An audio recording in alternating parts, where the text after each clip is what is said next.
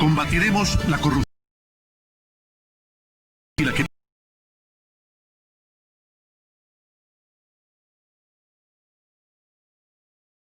Los temas realmente relevantes, analizados con la visión crítica del periodismo libre. Da inicio la revista de opinión Democracia, el programa en el que usted cree. Comenzamos. Gonzalo Rosero.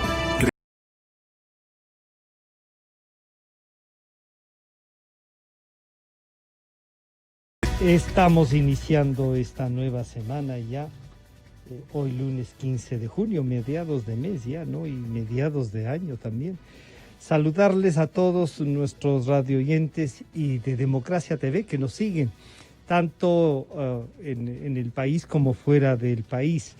Esta ha sido una semana en donde cada vez se va midiendo más y movilizándose más. Claro, hace falta ya que la economía entre en movimiento, pero frente a la pandemia y a eso tenemos temas que hay que discutirlos y ver cómo avanzamos. Y para eso, claro, tenemos los datos del incremento de la pobreza. Estaremos conversando con la economista Daniela Oleas, la viceministra del MIES, y la economista Susana Herrera, coordinadora del Centro de Investigaciones Económicas de la Universidad de las Américas. A las dos les saludamos, están ya en nuestras líneas telefónicas. Al saludar a la economista Daniela Oleas, le diría, Daniela, buenos días, Francisco Rocha le saluda. ¿Cómo está midiendo, para además de ir a la investigación que le vamos a pedir a Susana Herrero, la economista, que nos digan cómo ustedes están midiendo desde el Ministerio el tema de la pobreza y qué se puede planificar frente a ella? Buenos días, Daniela. Buenos días, Francisco. Buenos días, Susana. Un gusto estar aquí. Básicamente nosotros estamos haciendo estimaciones en función de la información que existe. Actualmente se ha hecho algunas simulaciones y nosotros tenemos también información que viene además de otras instancias como los organismos multilaterales. Estamos utilizando la información de la CEPAL, la información del Banco Mundial y la información del Banco Interamericano de Desarrollo. Nosotros estimamos que a partir de la pandemia, aproximadamente 225,000 familias han caído en situación de pobreza.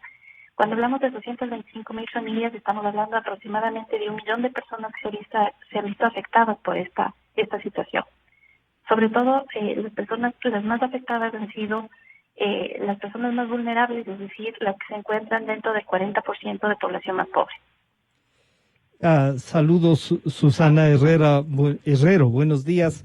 Bueno, si 225,000 familias, eso significaría que si las familias son de 4, imagínese usted, son 1 millón de personas que han caído a la pobreza. A eso habría que sumar a la que estaba. Pero le pregunto a usted, ¿cómo medir la pobreza y en qué límites puede uno volverse no tan pobre y indigente? Pues no. Bienvenida, Susana, buenos días. Muy buenos días, Francisco, muy buenos días, Daniela, un placer estar con vosotros esta mañana. Mira, nosotros podemos medir la pobreza de varias formas, pero podemos medir la pobreza absoluta, podemos medir la pobreza relativa o multidimensional, pero la que nosotros normalmente acostumbramos a utilizar es la pobreza relativa, que es bastante parecida a las otras en términos de porcentajes. Verán, están en condición de pobreza aquellas familias que reciben un ingreso per cápita menor a $84 mensuales.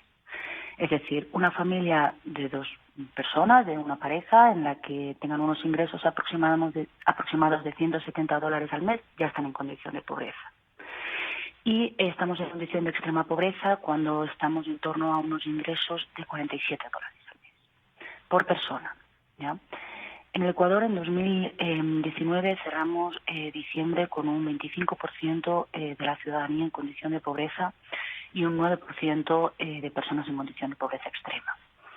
Hemos tenido un avance muy significativo durante los últimos años, pero estamos bien temerosos de que los datos vayan no solo a acercarse a aproximaciones que nos muestra muy acertadamente Daniela, sino seguramente a superarlas. Estamos bien temerosos de los datos que podamos estar encontrando. Daniela, entonces, si estos 900.000 para cerrar, o 1 millón, como yo cerraba, a la alta, como suelen decir los economistas, ¿qué podemos hacer? ¿Cómo podemos reactivarlos? Y a su vez, ¿qué está haciendo el MIES? ¿No es cierto? ¿Cuáles son los programas de los que ya tenía para enfrentar la pobreza ya existente a estos nuevos pobres, en definitiva, Daniela? Bueno, el tema es el siguiente. Uh-huh. Esta pandemia fue a todos nos agarró en una situación complicada. El Ecuador ya venía con una posición bien complicada. Y claro, el COVID genera además muchos problemas a nivel económico y nosotros no teníamos ningún tipo de ahorro. Frente a eso, de todas maneras, el gobierno nacional ha hecho un esfuerzo muy, muy grande y lo que ha hecho es ampliar la protección social para las personas a través de transferencias monetarias.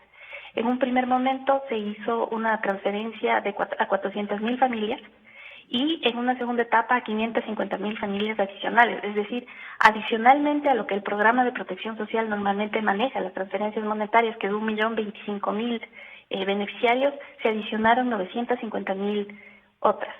Claro, nosotros sabemos, al inicio del problema de la pandemia, nosotros en realidad, y creo que nadie tenía muy claro cuál era la magnitud del problema. Muchos de nosotros pensábamos que podían ser las 3 semanas de parón o de confinamiento y después iba a mejorar. Y en realidad lo que ha pasado es que al menos hemos tenido 3 o 4 meses, donde se tiene que tener un efecto de shock. Todos los países en la región, al igual que el Ecuador, han optado por hacer transferencias monetarias para la población más pobre, porque todos sabemos, y los estudios lo dicen, que en estas situaciones lo que se necesita es liquidez, es decir, las familias necesitan recursos porque no pueden trabajar o porque tienen dificultades, han perdido su empleo. Porque perdieron el claro. Ajá, entonces necesitan recursos para poder consumir al menos alimentos básicos, es decir, de alguna manera tener una medida de contención con la pobreza.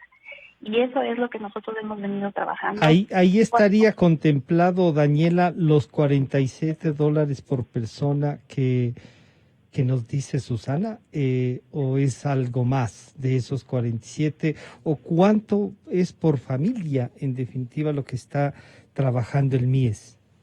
Se entrega una transferencia de $120 por familia, que tienen, digamos, que se pueden cobrar durante 2 meses. Nosotros empezamos a pagar la primera el 1 de abril y la segunda a partir del 15 de mayo. Nosotros, digamos, fuimos bastante exitosos, pensaría yo, porque pudimos implementar muy rápidamente este sistema de transferencias a nivel nacional en menos de 2 semanas.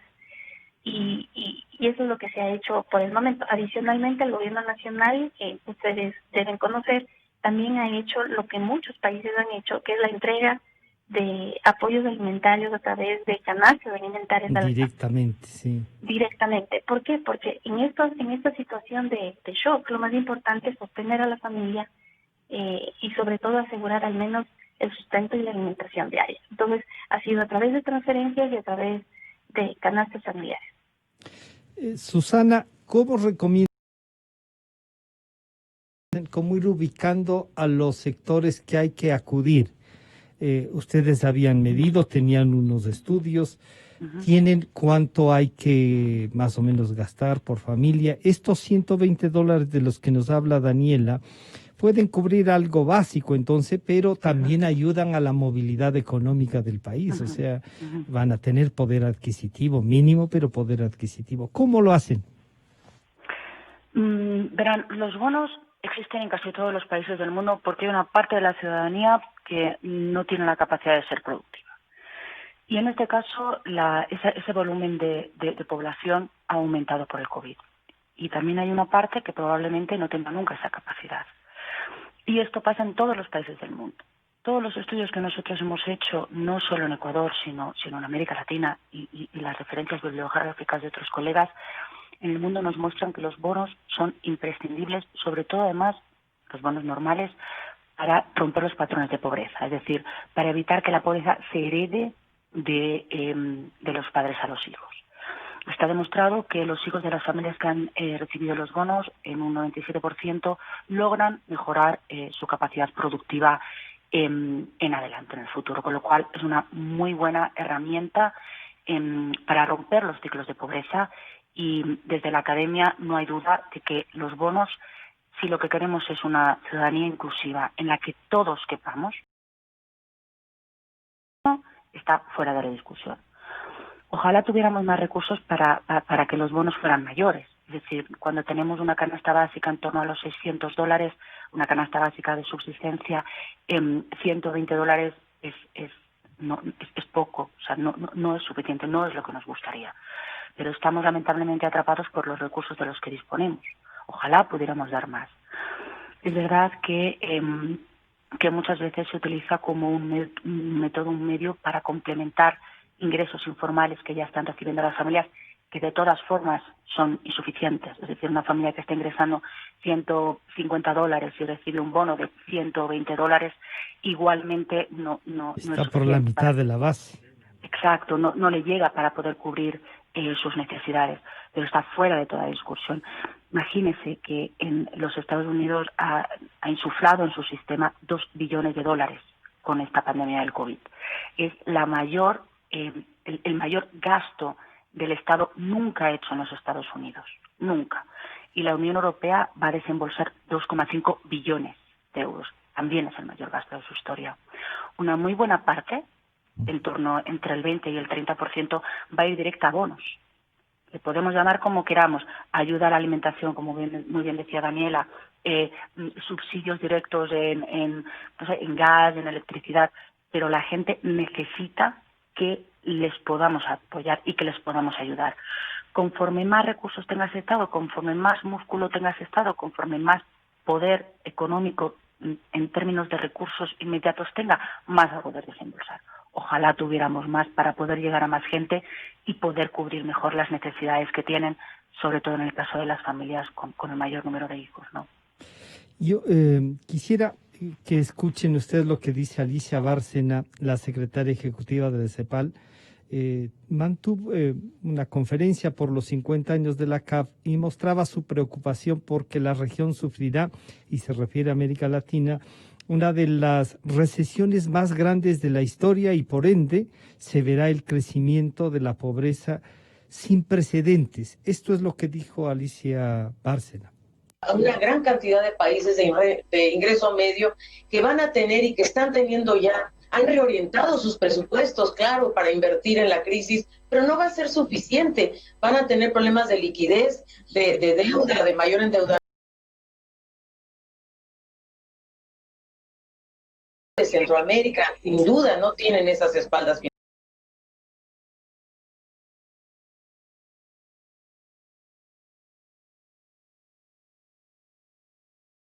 Extrema.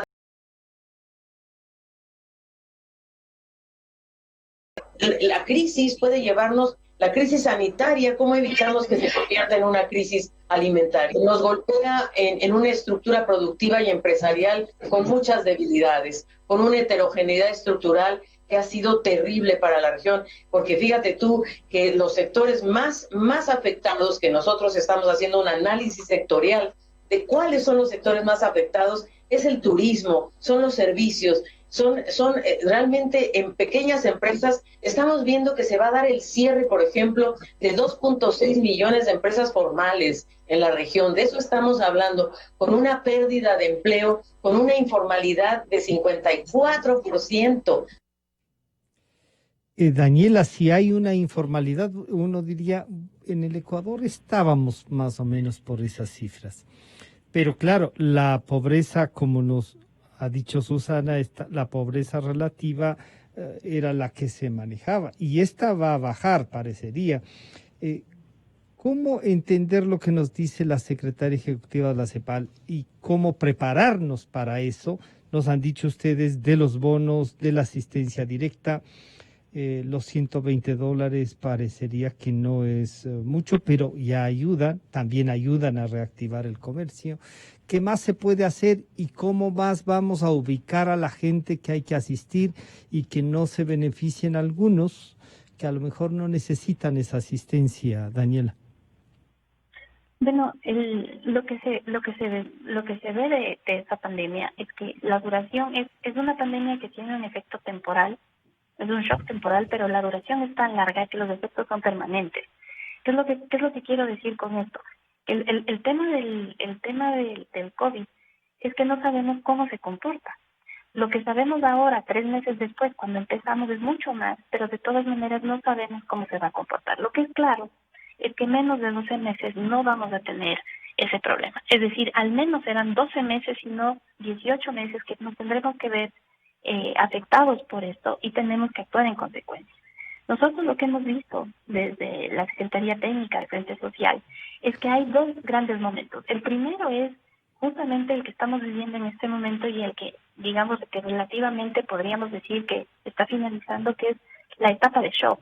Es decir, cómo nosotros enfrentamos la primera etapa donde todos teníamos que de alguna manera asegurar un mínimo de subsistencia.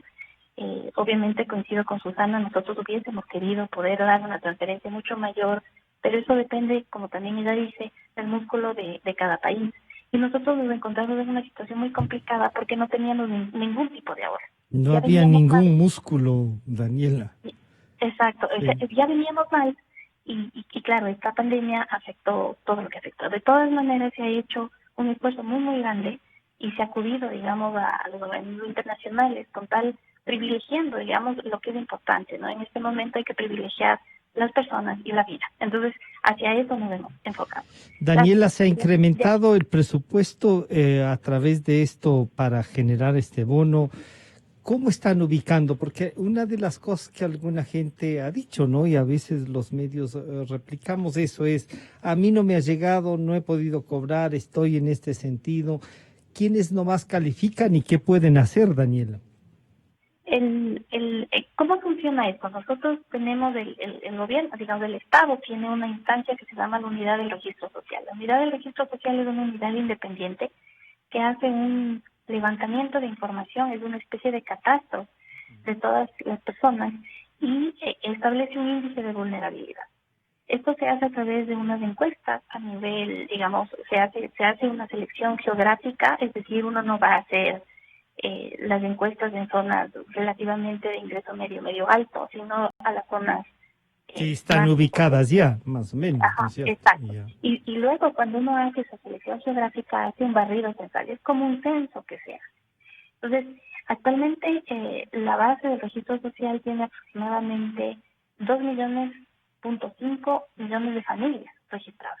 Eso quiere decir aproximadamente 10 millones de las personas, de los ecuatorianos, Están tienen, registrados, están registrados, sí. pero Lo que no pasa es todos esos acceden a un bono, ¿o sí? no, porque lo que se hace es privilegiar a las personas y justamente, digamos, lo que se ha privilegiado es atender al menos al 40% más pobre de la población en esta situación. ¿Qué es lo que pasa? Nosotros tenemos un sistema de protección que ya, digamos, atiende a 1 millón de familias, y adicionalmente a ese millón de familias se entregó 950,000 bonos adicionales a familias.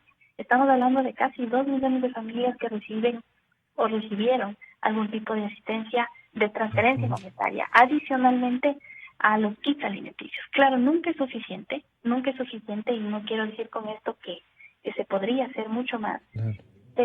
pero dentro de las posibilidades y dentro de la necesidad inmediata, lo que se logró en su momento. ¿Qué es lo que se hizo? Obviamente lo que dijo el presidente y lo que ha dicho el ministro Granda y lo que ha hecho el ministro Martínez es redireccionar los presupuestos efectivamente porque básicamente se ha priorizado lo que se dice que es la primera línea, es decir, salud y subsistencia, protección social, seguridad, etcétera. Entonces, ha habido un redireccionamiento y efectivamente de ahora en adelante se está pensando y está hecha la propuesta de que tiene que haber un incremento en el En ese sistema de protección presupuesto. social. Sí, en ese sistema de protección social, porque tenemos que cubrir a todas en pobreza, porque hay gente que ha caído en pobreza, hay gente que era pobre y que cayó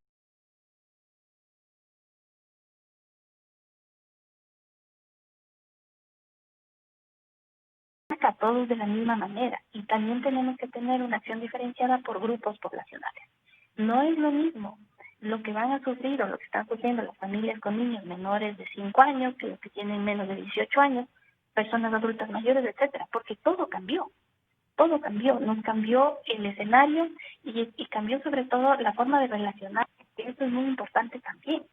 Porque Claro. no solamente es el hecho de la parte económica, Por sino eso es que además cómo Alicia nosotros Bárcena podemos... nos habla especialmente el sector afectado del turismo, de los servicios en general, ¿no? Claro, hay sectores que sabemos que va a ser muy difícil que se recuperen de manera inmediata. El turismo es un ejemplo. Y claro, el turismo implica que generaba, lo que yo escuché, leí una estadística de al menos 400,000 empleos directos e indirectos, que de todas maneras se van a ver afectados. ¿Cómo uno puede suplir eso? ¿Qué es lo importante? Y lo importante es, como dicen los economistas, es cuidar la cadena de pagos. Es decir, asegurar de que no se rompa esa cadena de pagos, es decir, que de alguna manera se asegure que la economía siga funcionando. En ese sentido, lo que también está haciendo el gobierno nacional, y eso ya no le corresponde al MIES, porque nosotros tenemos, digamos, un ámbito, ¿no? un ámbito circunscripción. específico, es tratar de dar líneas de crédito blandas para... Pero en cambio ustedes sí pueden recomendar a qué sectores y cómo en virtud de estos, del estudio y de la constatación. Le preguntemos entonces a Susana. Susana, ¿cómo integrar el análisis, el estudio de la pobreza frente a salidas que pueden también recomendarse desde estos estudios? Nos ha dicho la secretaria de la CEPAL, esto no tiene precedentes. O sea, debemos tener una inventiva suficiente como para que desde la pobreza que también tenemos en el Estado, ya que nos han esquilmado, o sea, se han ido robando la plata, ¿cómo respondemos con lo poco que hay para que a su vez esta cadena de pagos que nos dice Daniela no se rompa y el país siga funcionando? El estudio puede, estudiando la pobreza, ¿podemos sacar estas otras respuestas, Susana? Claro que sí.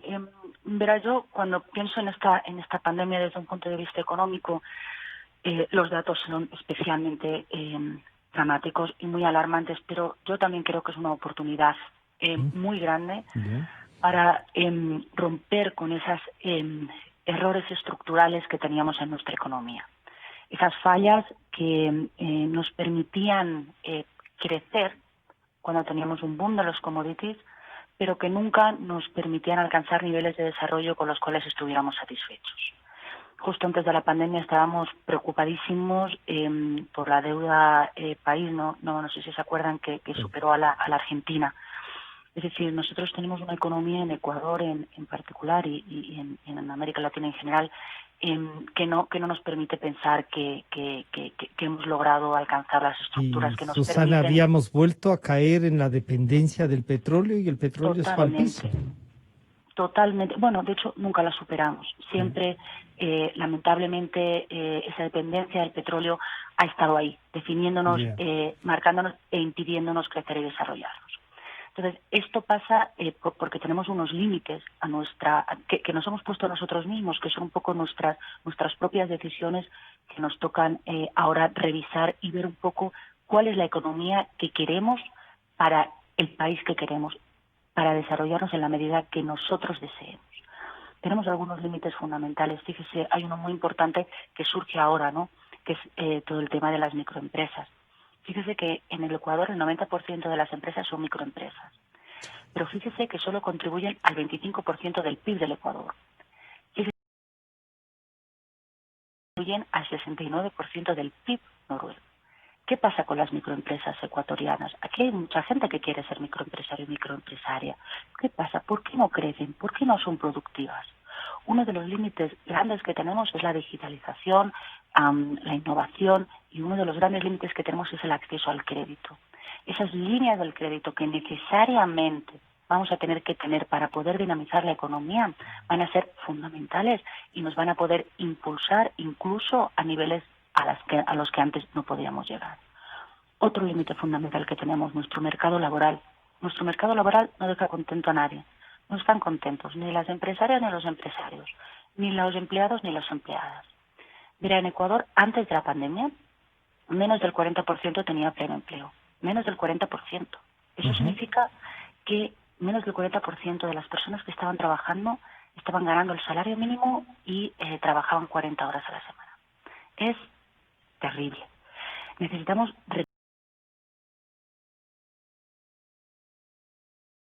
es lo que está pasando ahora. Fíjese que en lo que llevamos de pandemia tenemos 200.000 personas menos afiliadas a la Seguridad Social en Ecuador. Y esperamos que hasta fin de año caigan 400.000 personas más afiliadas a la Seguridad Social. Algo tenemos que hacer. Necesitamos revisar cuál es la normativa que tenemos en nuestro mercado laboral y ver cómo lograr, primero, que se destruya la menor cantidad de empleos, que eso es imprescindible, y crear la mayor cantidad de empleo con políticas dirigidas a ese fin. Y luego otro de los grandes temas estructurales que lamentablemente tenemos en el Ecuador, en particular y en la región en general, es la informalidad. Fíjese que nosotros estimamos, según el último estudio que hemos publicado en una revista relacionada, estimamos que casi el 70% de las empresas son informales aquí en Ecuador. Casi el 70%, el 67 con algo. Pero, Susana, eso podría decirnos entonces que también pueden usarse la informalidad para no cotizar al Estado, para no pagar. Al mismo tiempo, claro, hay sectores informales que no alcanzan al mínimo vital, pero otros podrían escudarse en eso, ¿o no pasa eso, Susana? Oh, totalmente.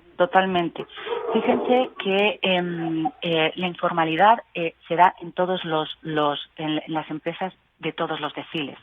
De hecho, justo acabamos de hacer un estudio en el que vemos que las empresas del decil 10, es decir, las que tienen los ingresos más altos, el 32% están en condición de informalidad. En el decil 1, el más pobre es el 90%, ¿no? Pero la informalidad está generalizada y está aceptada aquí en Ecuador y en América Latina. Y es un gran problema que tenemos. Es un gran problema, primero, porque ahí cabe todo. Cabe trata de niños, cabe tráfico de drogas, cabe absolutamente todo. Y segundo, porque es un sistema injusto. Es injusto porque las microempresas que están en condición de informalidad, ellas deberían estar deseando poder contribuir a un sistema que les satisfaga con unos servicios que son los que están necesitando en términos de salud y en términos de cobertura social. Con lo cual, tenemos que repensar qué tipo de economía queremos. Una economía en la que, porque lamentablemente la informalidad está asociada con la vulnerabilidad, ¿no? Entonces es muchas veces, bueno, pues que se ponga un puestito y que saque algo, porque como no tiene las herramientas para poder formalizarse, bueno, eso hay que erradicarlo. O sea, realmente necesitamos tener un sistema que nos permita reconocernos a todos, con nuestras diferencias, donde pueda haber una gran multinacional y un vendedor de jugos en la esquina, ¿no? Pero en el que pero que a su vez todos tengamos una responsabilidad social. Totalmente. Y es que además las microempresarias y los microempresarios, por su decisión, no querrían ser informales. Pero a lo mejor les resulta también económicamente rentable la informalidad, y en eso se escudan otros que no solo que podrían ser rentables, sino que están escondidos justamente para no compartir. Totalmente. Y además es fundamental que todos contribuyamos al Estado, ya sea con 50 céntimos al año, ya sea con 10.000, pero el Estado es de todos, y las infraestructuras y nuestro sistema de salud y educación es de todos. Entonces no puede ser que solo una parte contribuya con un volumen que es insuficiente, porque los recursos que tenemos para salud y educación no son los suficientes para poder tener los niveles de calidad que necesitaríamos. Y que lamentablemente otro grupo de la ciudadanía tenga acceso a esos servicios que no son lo suficiente. Entonces, realmente tenemos que repensar cuál es la estructura económica que realmente nos va a permitir a todos desarrollar nuestras microempresas con el potencial que tienen, desarrollarnos en el mercado laboral y contar con un sistema en el que todos estemos, en el que todos formemos parte, más o menos. Yo quisiera que le escuchemos en esta ocasión también a Ángel Guarría. Él es el secretario de la Organización para la Cooperación y Desarrollo Económico, la OCDE. Ángel dice que este es un momento de iniciar el crédito, y ahí después de eso le preguntaría a Susana, después de escuchar en este inserto de voz, ¿cómo ustedes tienen un contacto directo, podríamos decirlo así, con la Superintendencia de Cooperativas? ¿Cómo ayudar a las cooperativas al mismo tiempo de que ellas puedan ayudar, pero con recursos que, como ha dicho Susana, puedan ser pagables, pero que todos participemos y no se pierda? Esto es lo que dice Ángel Guarría. El papel de la banca de fomento es absolutamente fundamental. A la banca de fomento hay que fortalecerla, a la banca de fomento hay que capitalizarla. La banca de fomento cumple con muchas funciones, cubre muchos espacios que el mercado, que las fuerzas del mercado no llegan a cubrir en nuestros países, y de hecho cubre muchas fallas del mercado. Susana, estas fallas del mercado que podrían ser asistidas, que van, no, a lo mejor esta sí no es un subsidio, pero sí un valor del dinero un poco más barato, digámoslo así, que las cooperativas pueden ser el mecanismo. ¿Cómo están trabajando este tema, y tomando en cuenta lo que nos ha dicho Susana, el tema de la informalidad? ¿Ustedes ayudan a dejar la informalidad? Nosotros, entiendo que es a mí, Daniela. Sí, Daniela, perdón. Sí, sino que decía que Susana nos comentó el tema, sí, perdón.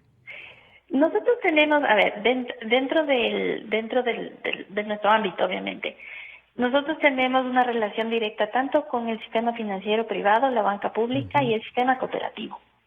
¿Por qué? Porque nosotros hacemos todo el sistema de pago, los 10.500 puntos de pago que nosotros tenemos es a través de todo este sistema financiero.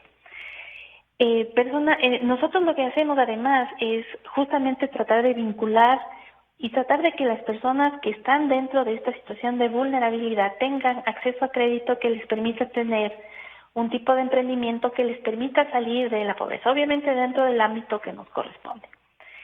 ¿Qué es lo que nosotros nos hemos dado cuenta? Primero, uno de los primeros temas es que en general la mayoría de los ecuatorianos no tiene una cuenta. Entonces, el primer acceso a... No hay bancarización. No hay bancarización. Entonces, lo que nosotros estamos proponiendo, y obviamente era uno de nuestros proyectos y la pandemia nos agarró, que hubiera sido lo ideal, es que la mayoría de los usuarios, de los beneficiarios de los bonos de pensiones tengan una cuenta. Sea esto una cuenta básica, una cuenta de ahorros, etcétera. Y lo que nosotros también queremos es que sea que ellos escojan, porque antes se había propuesto que solamente sea a través de la banca pública, pero digamos eso excluye al sistema cooperativo o al sistema financiero privado, que nosotros creemos que tienen que estar todos incluidos. ¿Por qué? Porque depende de la facilidad para que una persona quiera o no quiera utilizar una cuenta. Ese es el primer paso.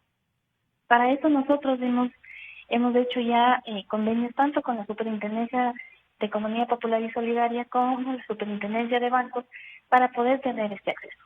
¿Qué es lo que también nosotros nos hemos dado cuenta a raíz de la pandemia? Porque como dice bien Susana, hay muchas cosas que hemos descubierto a raíz de esto. Y lo primero es que todo el mundo utiliza un teléfono celular. Todo el mundo tiene. En el Ecuador todo el mundo se comunica a través o de WhatsApp o de Facebook. Todos. Y el tema es que nosotros, justamente a raíz de los sectores más pobres. Todo el mundo. Y los sectores más pobres, todos tienen un teléfono celular. Yeah. Unos más sofisticados que otros, pero todos tienen. Y nosotros lo que hicimos fue actualizar los números de teléfono, porque pudimos hacer una alianza con Arcotel y las telefónicas privadas y públicas. Actualizamos y pudimos hacer una conexión directa. ¿Qué es lo que nosotros queremos hacer? Y eso es parte del trabajo que vamos a hacer con el Ministerio de Telecomunicaciones, es empezar a hacer una comunicación directa para indagar cuáles son los patrones justamente para que las personas empiecen a utilizar la banca y facilitar el acceso. Pero ¿cómo facilitamos? Yo recuerdo un tema del Banco Central y la bancarización, sobre todo que era un proyecto pequeño, por el tema de las remesas que venían de asistencia que enviaban los ecuatorianos desde fuera a sus familias acá.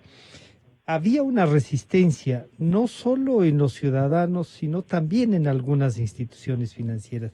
¿Cómo romper esa resistencia para que la gente no se tiene algún recelo bancarizarse, Daniela?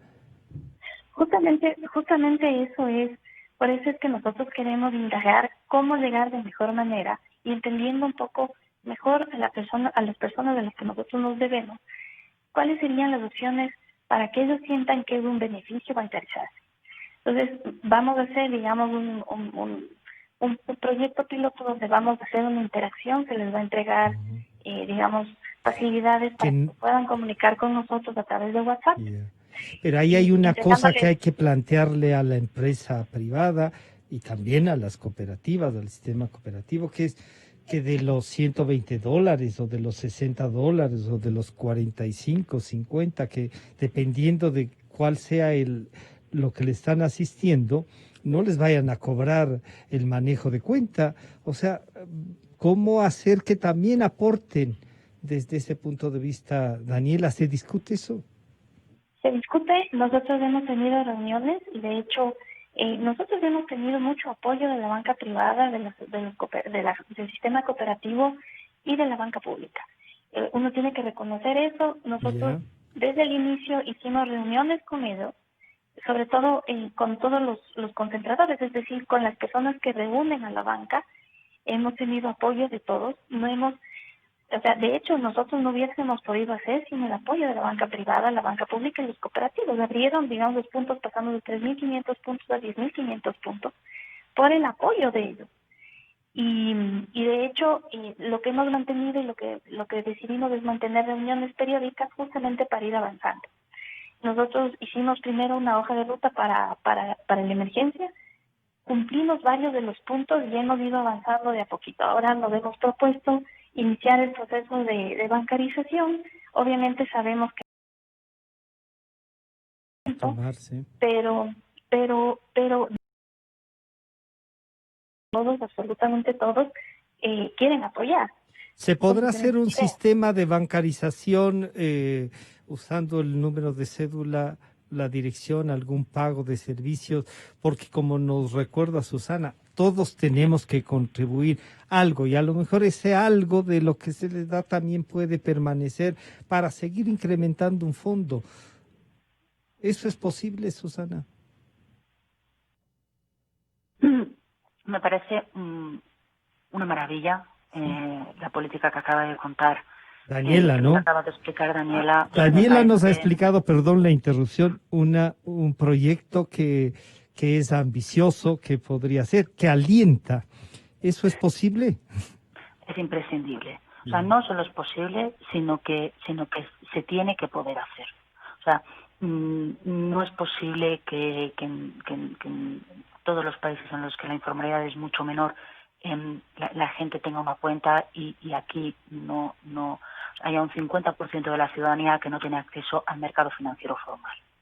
O sea, o el mercado financiero está preparado para otro país que no es el Ecuador o algo falla. Por supuesto que todo el mundo puede tener una cuenta y es que en el momento en el que se convierte en algo imperioso para poder tener acceso al bono, por mucho que la ciudadanía que está en condición de informalidad o en condición de vulnerabilidad tenga temor o desconfíe, porque ahí radica gran parte del problema, ¿no? Como al principio comentábamos, ¿no? Que el bono muchas veces actúa en la práctica, pese a que parece como imposible querer pensarlo, pero que en la práctica actúa como un complemento de los ingresos informales.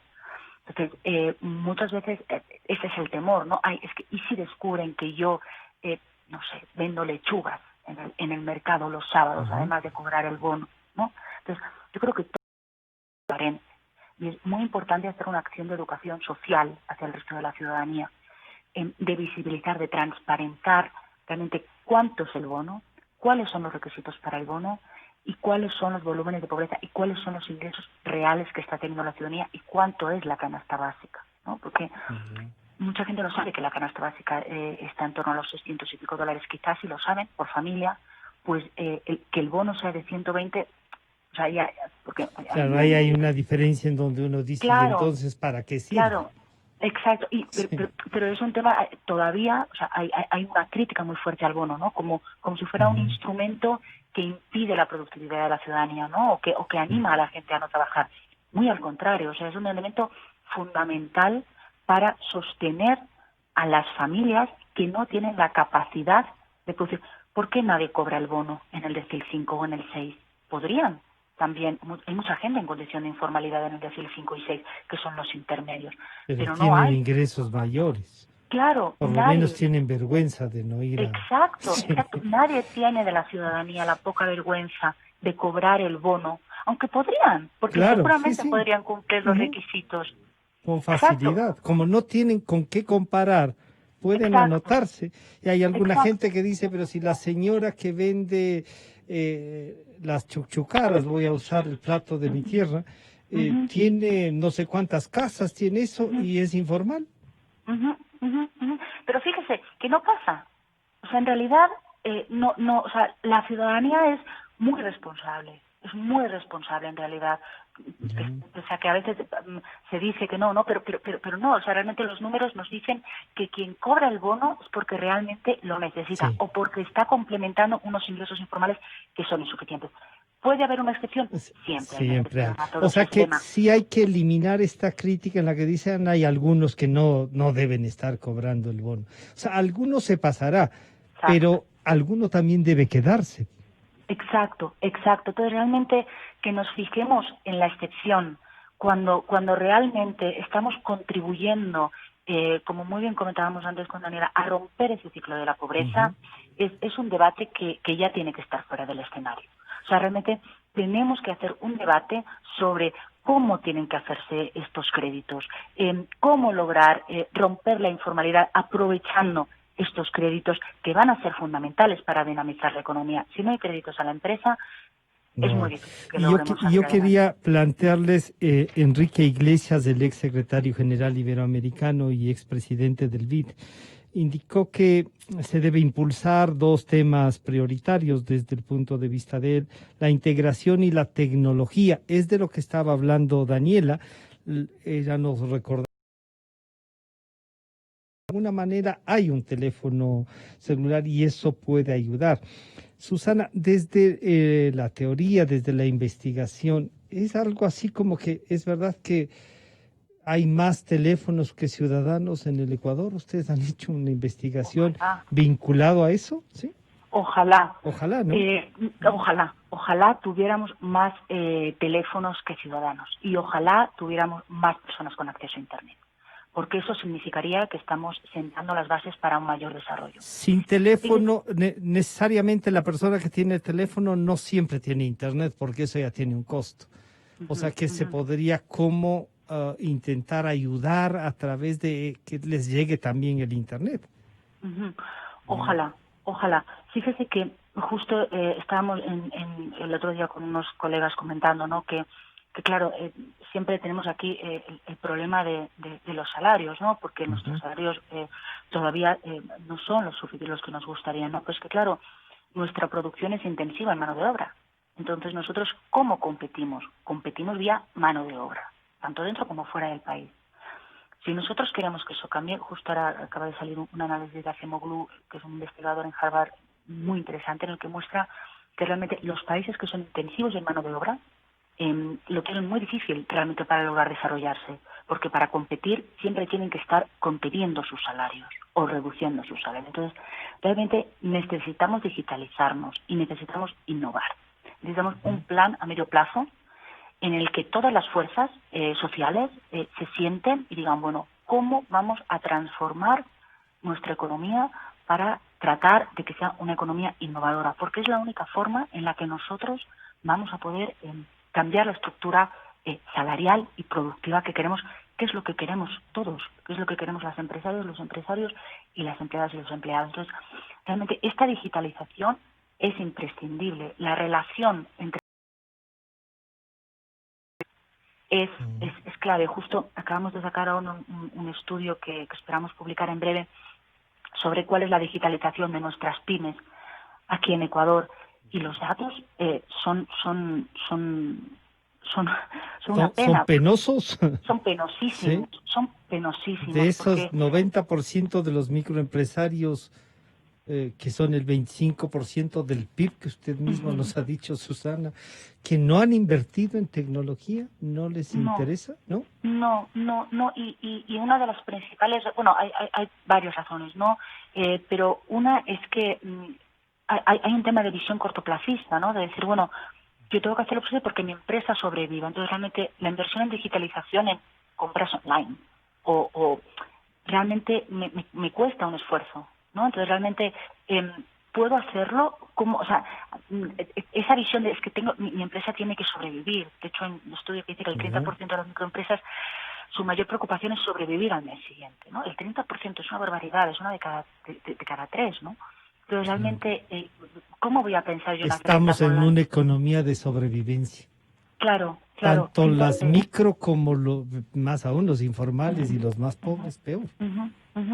Exacto, pero en este escenario, que es el escenario previo a la pandemia, no es que la pandemia lo haya... No. La pandemia la ha desnudado, porque estaba ahí. Efectivamente. Pero fíjese que por otra parte es una oportunidad. Acabamos de hacer un análisis ahora con unos colegas en la UDLA. Empresas que no se planteaban la digitalización, o se digitalizan o se quedan fuera.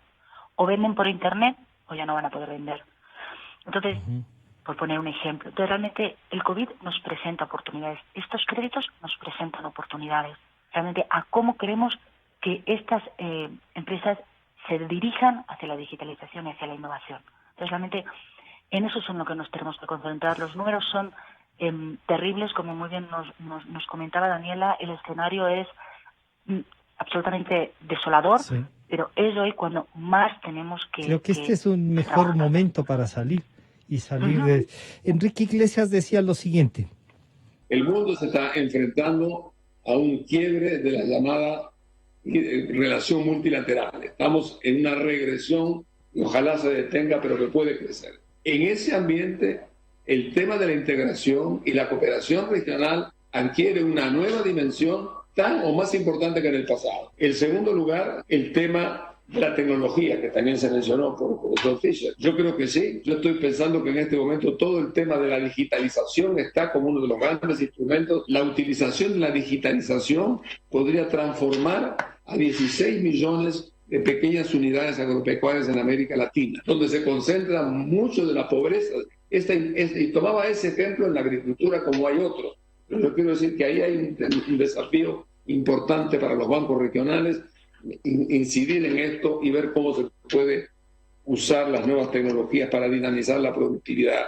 Y en tercer lugar ha sido el tema de que tenemos que empezar a mirar el patrimonio regional que nos dio la naturaleza y que constituye el gran capital de apoyo de América Latina. El tema del cambio climático hay que incorporarlo en las dimensiones, porque es un tema inevitable, inexcusable y fundamental para seguir viviendo en este planeta.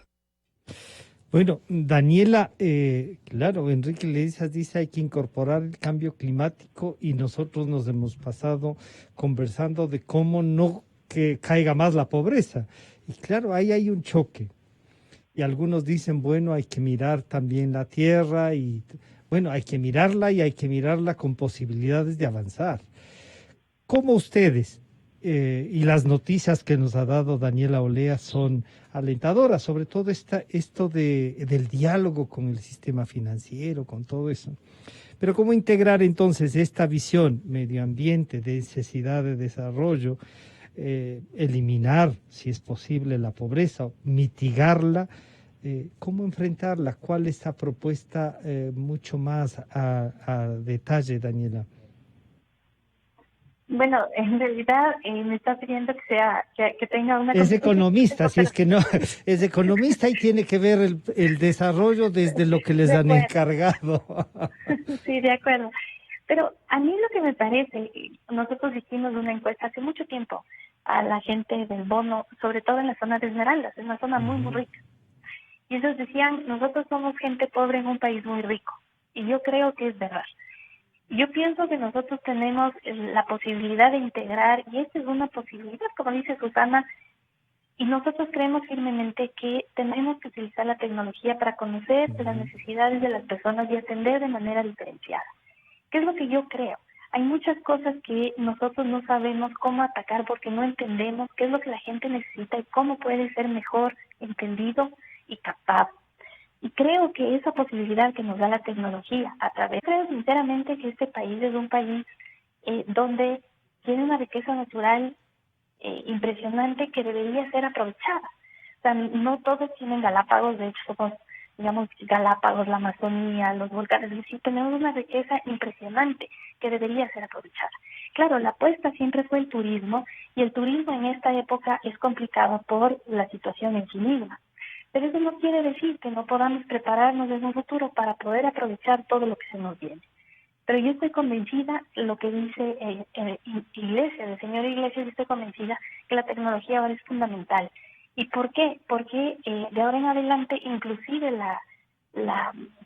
digamos, no tenemos que tener alto distanciamiento social. Entonces nosotros tenemos que, de alguna manera, suplir muchos de los relacionamientos que nosotros teníamos a partir de la tecnología. Y tenemos que apostar a eso. Y de esa manera también conocer a las personas y las necesidades y ver cómo actuar. Yo pienso que es por ahí. Y claro, siendo respetuosos con la naturaleza, yo de eso estoy totalmente convencida. Entonces, Daniela, el tema de la tecnología, a lo mejor parte del bono podría ir a asistir Internet en los teléfonos para que puedan comunicarse no solo por el WhatsApp, y, digamos, para el WhatsApp necesitan, pero cómo ayudarles. En octubre se descubrió una manera de que casi todos los que estaban se manejaban vía WhatsApp, ¿no? Se comunicaban, había protestas y todo también vía Internet. O sea, esto está aquí y ha venido a quedarse, Daniela. O sea, de hecho nosotros a partir de la pandemia, nosotros hicimos el primer ejercicio que no habíamos podido hacerlo porque no teníamos acceso a toda la información. ¿Qué es lo que pasa? La gente, sobre todo la gente del 40% más pobre, la gente cambia muy rápido de teléfono, de número de teléfono, de chip. ¿Por qué? Porque ellos acceden a las promociones del momento. Promociones, ya. Entonces, se acaba la promoción y hay que ir en busca de otro número. Ya. Exacto. Entonces, ¿qué es lo que pasa? Que nosotros podemos tener un número de teléfono de contacto, pero que es obsoleto muy pronto, rapidísimo. Entonces, lo que hicimos fue actualizar todos los números de teléfono con las empresas telefónicas, las privadas y las públicas, pero lo pudimos hacer porque estábamos en una situación de emergencia. Normalmente eso no se puede hacer. Entonces, hicimos eso y comprobamos. ¿Qué es lo que empezamos a mandar los mensajes directamente a las personas mediante SMS y decirles: ustedes, beneficiario del bono, por favor acérquese a cobrar al punto más cercano, les damos opciones, etcétera? ¿Qué es lo que pasó? Nosotros teníamos un nivel de cobro el 16% de las personas no cobraron. A partir de que empezamos a utilizar la tecnología, dejaron de cobrar solamente el 3%. Es decir, el no cobro disminuyó en más de 15 puntos, o 13 puntos aproximadamente. Yeah. Eso es un montón. Y claro, además nos dimos cuenta que el nivel de contactabilidad, es decir, contactarse con las personas, era evidente. Nosotros ya sabíamos que las personas, por las encuestas que se hacen, todos tienen un número de teléfono celular. No todos tienen teléfonos muy avanzados ni sofisticados, aunque muchos sí tienen. Muchos sí tienen. Pero sabemos que esa es una buena forma de comunicarse. Ahora, el bono es una transferencia que mayoritariamente la gente utiliza en alimentación, pero algunos sí utilizan. O sea, hay un sector.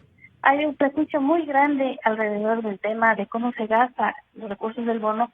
Los estudios aquí a nivel nacional, a nivel internacional, demuestran claramente que las personas que necesitan el bono y que lo cobran, y como bien dice Susana, una persona que no necesita no cobra el bono. Y esta persona mayoritariamente utiliza en alimentación, en educación y en salud y en transporte, o sea, para movilizarse. Claro. Y algunos también para temas de comunicación, lo que necesiten en ese momento. Por ejemplo, ahorita en esta situación de pandemia, la compra de minutos es importantísima. Claro, es la comunicación. porque es la comunicación. Es la posibilidad de estar en contacto. Es la posibilidad de estar en contacto, exactamente. Susana, ¿cómo enfrentar en este bono y esta necesidad de interconexión? Porque a lo mejor si ayudamos a que se ponga en interconexión la ciudadanía, también las pequeñas empresas van a encontrar ahí un reto, cómo llegar a ellos que ya están interconectados. Oh, eso sería maravilloso. O sea, realmente hay un gap en acceso a Internet por muchas veces por falta de recursos para poder hacer financiarse, claro.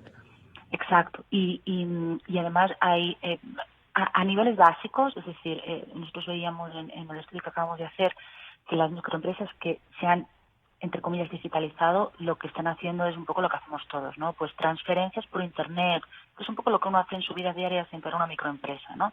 Lo que nos hace falta un poco es un poquito más allá, ¿no? O sea, realmente, bueno, pues ¿cómo me hago una página web? ¿No? O cómo nosotros tenemos un gap en el país sobre profesionales de la digitalización y de la innovación. Y además al que pueden acceder, puede acceder las microempresas o los ciudadanos en general, ¿sí? Exacto. Y un desconocimiento en general de la ciudadanía sobre cuestiones básicas de innovación y de digitalización, ¿ya? Entonces, todo esto evidentemente está muy vinculado a niveles de desarrollo. Pero la universidad, como usted dice, podría ayudar mucho. Si es que nos da, por ejemplo, ese sería un gran servicio social, esta cercanía, el poderle facilitar y ayudar a que el más pobre pueda acceder a la tecnología y cómo usarla.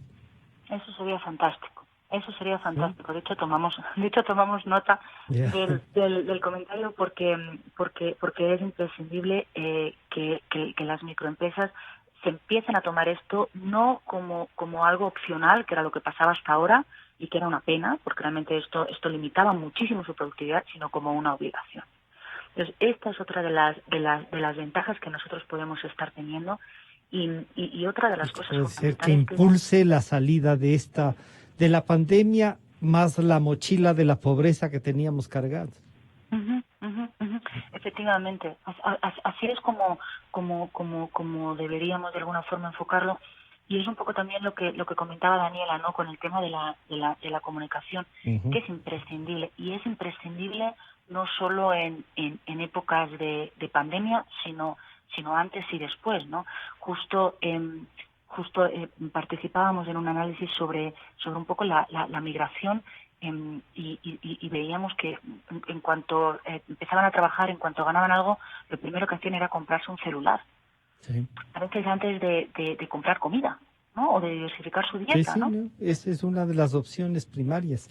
Se nos está yendo el tiempo y les voy a pedir a las dos economistas que nos han acompañado esta mañana para ir descubriendo esto. Cuando uno dice, yo recuerdo un diálogo con la gente del BID, no paguen más estudios de pobreza, si quieren les doy la dirección exacta en donde la pueden encontrar en cada barrio, podemos señalarlos, ¿no? Pero sí, también hay que hacerlos, hay que seguirlos, y para eso me parece que las instituciones desde la academia nos guían y desde el gobierno nos plantean soluciones. Yo me alegro, Daniela, que las soluciones planteadas por lo menos nos invitan a tener más esperanza. Esperamos que se maneje así de técnicamente los temas. Un último mensaje, Daniela Oleas, viceministra del MIES.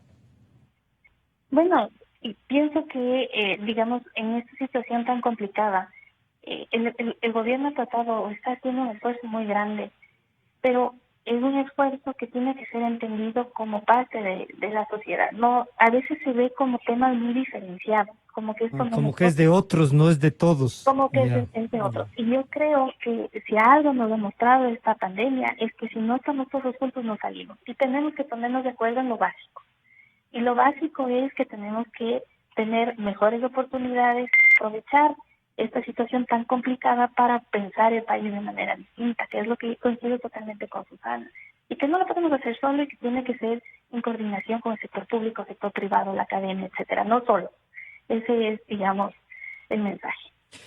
Y Susana, la transparencia también debe tomarse en cuenta en esto, ¿no? Y usted nos ha hablado también de eso, de cómo transparentar los bonos, los gastos, de cómo clarificar el tema, de cómo no se compren kits sin gluten y cómo no se compren mascarillas quizá para astronautas y no para la pandemia. ¿Cómo hacemos eso? Y un último mensaje del aporte de la academia, Susana. Verán, en este caso concreto al apunte específico que realiza, y es que lamentablemente esta falta de transparencia es un mal común en todos los países, ¿no? En todos los estados. Eso no significa que la respuesta tenga que ser ejemplar, y es la única forma que desde la academia hemos podido ver, desde la ciencia política, que se rompe con estos patrones de falta de transparencia. Pero tiene que ser una máxima, y tiene que ser una máxima para todos los individuos, las personas que vivimos aquí, desde el empresario hasta la empleada, pasando, todos tenemos que hacer un esfuerzo por transparentarnos y porque eso es lo que vamos a exigir, eso es lo que necesitamos exigirle a nuestro país, la transparencia de todos y de todas, y el esfuerzo común. Coincido totalmente con Daniela en este punto. Necesitamos todos aportar en la medida, exacto, todos en la medida de lo posible. Si usted puede pagar $200 más a la persona que trabaja con usted, hágalo. Si puede a la persona que pagar un extra, todos deberíamos aportar, porque realmente esta es una situación que, por mucho que hayamos tratado de plantearla como también una forma de generar oportunidades, que lo es, no deja de ser una situación muy dramática, donde se van a vulnerar muchos derechos sociales, muchos derechos humanos, donde los niveles de violencia doméstica se han disparado, donde la violencia contra los niños se ha disparado, donde hay un montón de niños perdidos. Entonces, realmente necesitamos que los grupos con mayor capacidad hagan un esfuerzo para o sea, nos den su aporte también, hasta para garantizarse sus propias fortunas, ¿no? Totalmente. Que puedan disfrutarlas, porque si no van a poder disfrutar siquiera la plata que tienen. No, totalmente. Y además es que nadie quiere bolsas de pobreza. O sea, lo que queremos es un país en el que los 17 millones de tengamos personas opciones de vida digna. Exacto, y formemos parte de este país, tanto para lo bueno como para lo malo. Porque realmente, ¿de qué me sirve a mí estar en un país de 16 millones de personas si solo me puedo relacionar con 100.000? O sea, claro. Y eso sí es que se puede. Inclusiva. Y hoy, más que nunca, hay que arrimar el hombro.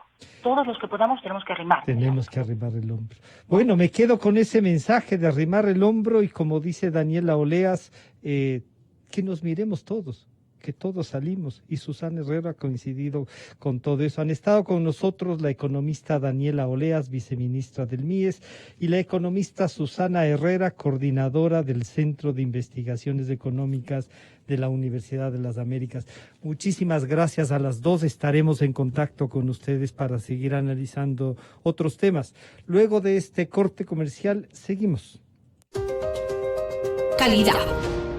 Innovación.